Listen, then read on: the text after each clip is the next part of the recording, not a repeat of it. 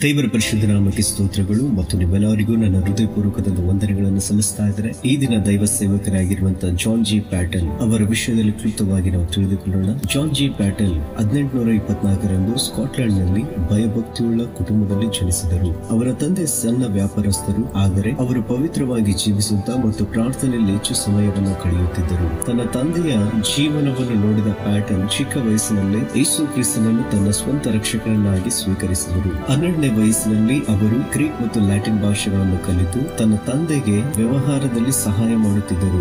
ನಂತರ ಅವರು ದೇವರ ಸೇವೆ ಮಾಡುವ ಆಸೆಯೊಂದಿಗೆ ವೇದಶಾಸ್ತ್ರವನ್ನು ಅಧ್ಯಯನ ಮಾಡಿದರು. ಅವರು ಬಡವರ ಮಧ್ಯದಲ್ಲಿ ಹುಡುಗರು, ವ್ಯಭಿಚಾರಿಗಳು ಮತ್ತು ನಾಸ್ತಿಕರಲ್ಲಿ ಕ್ರಿಸ್ತನ ಪ್ರೀತಿಯನ್ನು ಬೋಧಿಸುತ್ತಾ ಅನೇಕರನ್ನು ಯೇಸು ಕ್ರಿಸ್ತನ ಕಡೆಗೆ ನಡೆಸುತ್ತಾ ಸೇವೆಯನ್ನ ಮಾಡುತ್ತಿದ್ದರು. ಇದಲ್ಲದೆ ಪ್ರಪಂಚದ ಕೆಲವು ಭಾಗಗಳಲ್ಲಿ ಅನೇಕ ಜನರು ಕ್ರಿಸ್ತನನ್ನು ಅರಿಯದೆ ಸಾಯುತ್ತಿದ್ದಾರೆ ಎಂದು ತಿಳಿದುಕೊಂಡು ಪ್ಯಾಟನ್ ಅವರ ಮಧ್ಯದ ಮಿಷನರಿಯಾಗಿ ಸೇವೆ ಮಾಡಬೇಕು ಎಂದು ಪ್ರಾರ್ಥಿಸುತ್ತಿದ್ದರು. ನ್ಯೂ ಹೈಬ್ರಿಡೀಸ್ ದ್ವೀಪಗಳಲ್ಲಿ ಮಿಷನರಿಗಳ ಅಗತ್ಯವನ್ನು ಗುರುತಿಸಿ ದೇವರ ಸ್ವರವನ್ನ ಕೇಳಿ ನರಭಕ್ಷಕರು ವಾಸಿಸುವ ದ್ವೀಪಗಳಿಗೆ ಹೋಗಲು ಅವರು ಸಿದ್ಧರಾದರು. ನೀವು ಅವರ ನಡುವೆ ಹೋದರೆ ಅವರು ನಿಮ್ಮನ್ನು ಸಾಯಿಸಿ ತಿನ್ನುತ್ತಾರೆ ಎಂದು ಕೆಲವರು ಹೇಳಿ ಭಯ ಹುಟ್ಟಿಸುತ್ತಿದ್ದರು. ಆದರೆ ಜಾನ್ ಪ್ಯಾಟನ್ ಧೈರ್ಯವಾಗಿ ಹೇಳಿದರು, ಹೇಗೋ ಸಾಯುತ್ತೇನೆ, ನಂತರ ಸಮಾಧಿ ಮಾಡಿದಾಗ ನನ್ನ ಶರೀರವನ್ನು ಮಣ್ಣಿನ ಹುಳುಗಳು ತಿನ್ನುವುದು ತಪ್ಪುವುದಿಲ್ಲ. ಆದುದರಿಂದ ನಾನು ಕ್ರಿಸ್ತನ ಸಲುವಾಗಿ ಜೀವಿಸುವಾಗ ನರಭಕ್ಷಕರು ನನ್ನನ್ನು ತಿಂದರೆ ತಪ್ಪೇನು ಎಂದು ಹೇಳುತ್ತಿದ್ದರು. ನಾನು ಬದುಕಿದರೂ ಸತ್ತರೂ ಕ್ರಿಸ್ತನಿಗಾಗಿಯೇ ಎಂದು ತಮ್ಮ 33ನೇ ವರ್ಷದಲ್ಲಿ ಅಂದರೆ 1857ರಲ್ಲಿ ತಮ್ಮ ಹೆಂಡತಿಯೊಂದಿಗೆ ಅವರ ನಡುವೆ ಸೇವೆ ಮಾಡಲು ಹೋದರು. ಟಾನಾ ಎನ್ನುವ ದ್ವೀಪವನ್ನು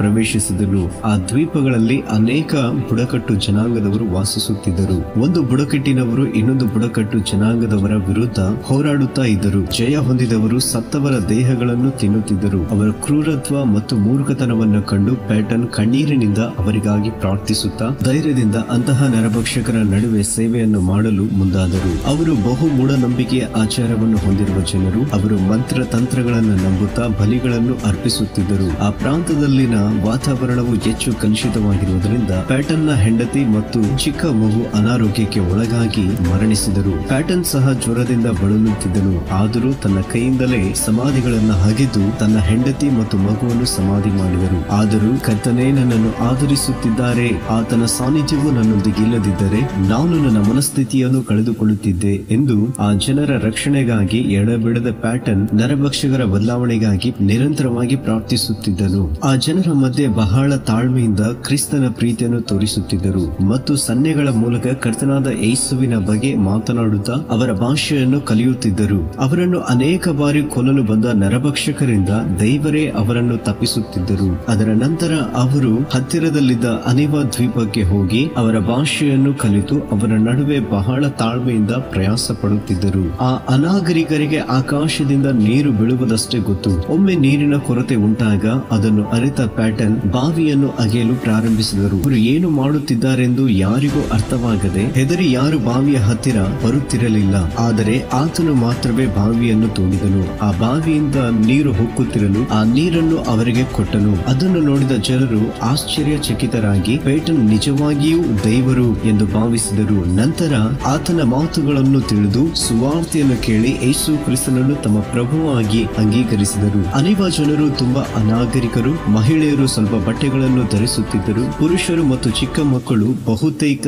ನಿರ್ಗತಿಕರಾಗಿದ್ದರು. ಚಿಕ್ಕ ಮಕ್ಕಳನ್ನು ಬಲಿ ಕೊಡುತ್ತಿದ್ದರು. ಆದರೆ ಜಾನ್ ಪ್ಯಾಟನ್ ಅವರ ಕೃತ್ಯಗಳನ್ನು ತಡೆಗಟ್ಟುತ್ತಿದ್ದರು. ಅವರ ಪ್ರಯತ್ನ ಪ್ರಾರ್ಥನೆಗಳಿಂದ ಅವರು ಆ ಕಾರ್ಯಗಳನ್ನು ಬಿಟ್ಟು ರಕ್ಷಣೆ ಹೊಂದಿದರು. ಅನಿವಾದಲ್ಲಿ ನಾಮಕೈ ಎಂಬ ನಾಯಕನು ಮೊದಲು ಕರ್ತನನ್ನು ಅಂಗೀಕರಿಸಿದರು. ನಂತರ ಅನೇಕರು ಮಾರ್ಪಟ್ಟರು. ಕೊನೆಗೆ ಜಾನ್ ಜಿ ಪ್ಯಾಟನ್ ಅವರ ಕಣ್ಣೀರಿನ ಪ್ರಾರ್ಥನೆಯ ಮೂಲಕ ಎಡಬಿಡದೆ ಅವರ ಮಧ್ಯದಲ್ಲೇ ಸೇವೆಯನ್ನ ಮಾಡುವ ಮೂಲಕ ದೇವರು ಆ ನ್ಯೂ ಹೈಬ್ರಿಡೀಸ್ ದ್ವೀಪಗಳಲ್ಲಿ ಇರುವ ಅನಿವಾ ಜನರು ಕ್ರಿಸ್ತನನ್ನು ಅಂಗೀಕರಿಸಿದರು. ಆ ದ್ವೀಪವು 7 ಮೈಲು ಉದ್ದ, 2 ಮೈಲು ಅಗಲವಿತ್ತು. 1899ರಲ್ಲಿ ಪ್ಯಾಟನ್ ಅನಿವಾ ಭಾಷೆಯಲ್ಲಿ ಹೊಸ ಒಡಂಬಡಿಕೆಯನ್ನು ಸಿದ್ಧಪಡಿಸಿದರು. ತನ್ನ 80ನೇ ವರ್ಷದಲ್ಲಿ ವೈದ್ಯರು ಪ್ಯಾಟನ್ಗೆ ವಿಶ್ರಾಂತಿ ತೆಗೆದುಕೊಳ್ಳಬೇಕು ಎಂದು ಹೇಳಿದರು. ಅದನ್ನು ಲೆಕ್ಕ ಮಾಡದೆ ಅವರು ತನ್ನ ಪತ್ರಗಳನ್ನು ಬರೆಯುತ್ತಾ ಕಾಲ್ನಡಿಗೆಯಲ್ಲಿ ಮನೆಗಳಿಗೆ ಭೇಟಿ ನೀಡುತ್ತಾ ಪ್ರಾರ್ಥನೆ ಮಾಡುತ್ತಿದ್ದರು ಮತ್ತು ಮಧ್ಯರಾತ್ರಿಯವರೆಗೆ ಪತ್ರಗಳನ್ನು ಬರೆಯುತ್ತಾ ಬೈಬಲ್ ಅನ್ನು ಭಾಷಾಂತರಿಸುವುದರಲ್ಲಿ ಸಮಯವನ್ನು ಕಳೆಯುತ್ತಿದ್ದರು. ಪ್ರತಿದಿನ ದೇವರಿಗಾಗಿ ಏನಾದರೂ ಕೆಲಸ ಮಾಡದೆ